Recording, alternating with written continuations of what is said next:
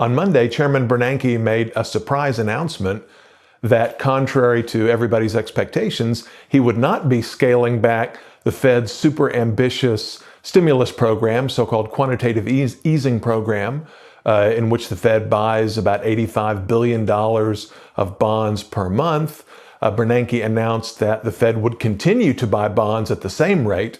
In other words, the stimulus would continue just as strongly as it has been. Everybody expected, based on remarks that Bernanke had made earlier this year, that he would be scaling back the program, the so-called tapering, meaning that the Fed would gradually, incrementally withdraw all of the stimulus from the market. The reason that tapering is so important, of course, is because the economy is so used to this massive infusion of credit from the central bank that cutting it off cold turkey, it is widely believed, would lead to a number of very harmful consequences. So the economy has to be gradually weaned off of stimulus by tapering the stimulus a little bit at a time, just like a drug addict might be weaned off of an addictive substance. This is a very interesting development on a number of grounds. I mean, just purely in terms of its effect on the economy and people's beliefs about how stimulus affects the economy. What Bernanke said is that he believes, or he and his staff believe, that the economy is too fragile to be able to withstand any sort of tapering, any scaling back of government stimulus. So what does that tell you, right? That the economy now is so dependent on artificial stimulation from the central bank, on interest rates being artificially low. In other words, the economy is in the early stages of another artificial boom, just like the artificial boom we have been trying to get out of. Right? So any signs of economic growth or economic progress that we've experienced since 2008 are solely the result of government stimulus. In other words, more malinvestment, as the Austrians would say, more channeling resources into politically favored but economically inefficient uses. So the economy is so dependent on stimulus, in Bernanke's estimation, that withdrawing it even just a little bit would send the economy into a tailspin. Now, to understand this, we have to realize that from an Austrian point of view, the reason that the economy is in such a fragile state in the first place is because we're suffering from the effects of the previous artificial boom, the one created by Greenspan and Bernanke in the 90s and 2000s that led to the tech bubble and then led to the housing bubble and the financial crisis that started in 2008, 2009. So the only reason we're in such bad shape now is because the Fed tried to stimulate the economy into economic growth in the past. What happened in the financial crisis is that the malinvestments were revealed, as the Austrians would say. The house prices were too high, too much investment had gone into housing and real estate, construction-related industries. The only way out of the problem, from an Austrian point of view, is to allow the bad investments to be unwound.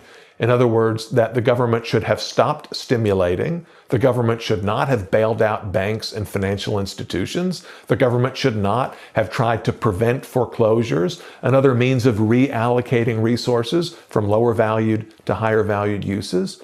In other words, the government should have stopped trying to prop up the economy in the first place and allow entrepreneurs and other market participants to make the decisions, to take the actions that are necessary to get the economy back on track.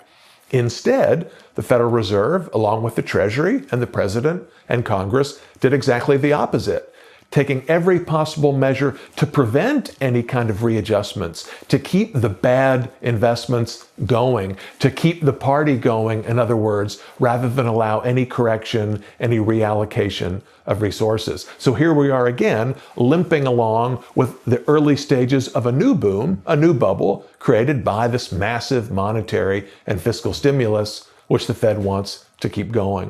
You know, a couple things that are interesting about this. I mean, what a crazy world we live in, where so much of the performance of the economy depends not only on one guy, Ben Bernanke and his team of experts, but on the interplay between what Bernanke says by dropping little indirect hints about what the Fed might do, how investors perceive those hints, how investors react, how analysts react. In other words, the big story yesterday was not so much the Fed deciding that it would not begin the tapering, but would continue to stimulate at the same rate, but the fact that this was contrary to everybody's expectations, that all the pundits, all the experts, all the financial advisors and so forth, everyone believed that Bernanke would begin the tapering because he had hinted earlier that he would do so, and he shocked everybody. He surprised everybody by going in a different direction of keeping the stimulus going.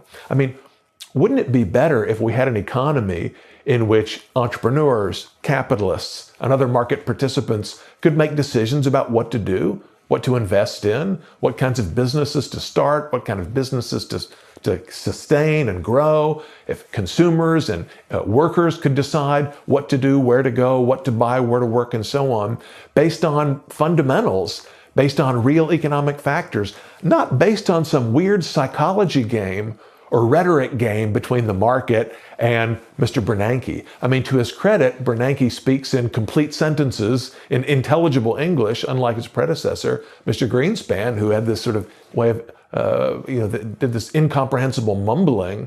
But it's still the case that so much time and effort, so much energy, so much real wealth is destroyed because everybody's playing this game. What will the Fed do? Will the Fed do what it said it did, said it was going to do? Is it going to try to fool the market? Is Bernanke being clever, pulling some kind of a trick by saying one thing and then doing another? What a tremendous drain on the economy that we live in that kind of a world. And one other comment, everybody's been excited the last several months trying to anticipate who the president will choose as the next Fed chair after Mr. Bernanke retires. Would it be Larry Summers? Well, over the weekend, Summers announced that he was withdrawing his candidacy. Will it be Janet Yellen, who's widely considered the front runner now?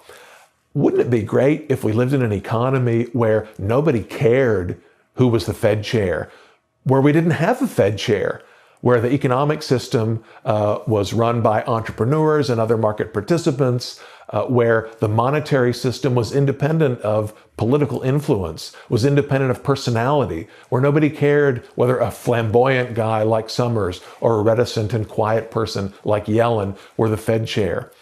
That's the kind of economy I wish we had, one in which the government is so small and does so little, and there is no central bank, that we wouldn't have to worry about these things. We could talk about the economy and the real things that matter in people's lives.